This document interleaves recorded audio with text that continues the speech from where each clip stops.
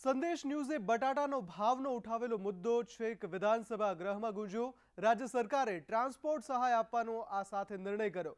રાજ્ય બહાર નિકાસ માટે પ્રતિ મેટ્રિક ટન 750 રૂપિયા અને રેલવે મારફતે 1150ની સહાયનો નિર્ણય કર્યો।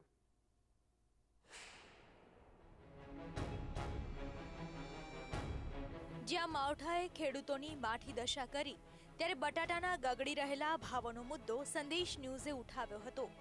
સંદેશ ન્યૂઝના અવાજનો પડઘો ગૃહ સુધી પહોંચ્યો અને આખરે સરકારે બટાટા માટે સબસિડીની જાહેરાત કરી છે। રાજ્ય સરકારે બટાટાની નિકાસ પર ભાર મૂક્યો હતો અને જાહેરાત કરી છે કે જો રોડ ટ્રાન્સપોર્ટથી રાજ્ય બહાર નિકાસ ઉપર પ્રતિ મેટ્રિક ટન 750ની ટ્રાન્સપોર્ટ સહાય અપાશે।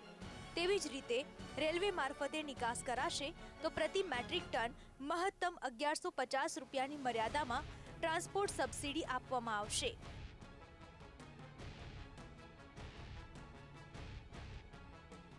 જે અત્યારે 34ની જે લિમિટ રાખી છે એને લીધે હું માનું છું કે વધારાના જે 5 લાખ મેટ્રિક ટન બટાકા છે એ અન્ય રાજ્યોમાં વયા જતા આ સાલ પણ ખેડૂતોને ફાયદો થશે અને આવતી સાલ પણ ફાયદો થશે। કારણ કે આ જો 5 લાખ બટાકા છે અહીંયા તમે કોઈ પણ હાલતમાં કોલ્ડ સ્ટોરેજમાં પણ તમે રાખી મૂકો તો આવતી સાલનું ઉત્પાદન અને આ વધારાના જો ભેગા થાય તો આવતી સાલ પણ ભાવ અસર ઉપર થાય।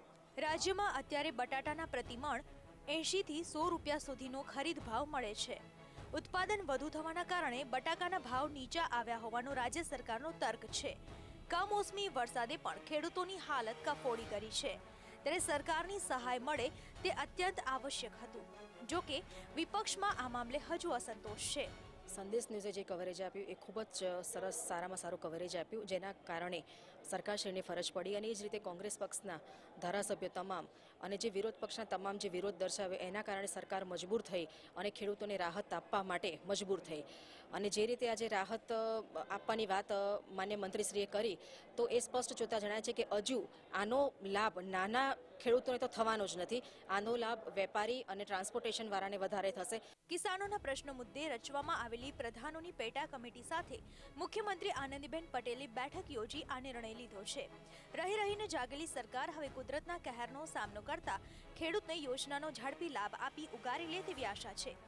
ગૌરવ પટેલ સાથે અરુણ શાહ, સંદેશ ન્યૂઝ, ગાંધીનગર।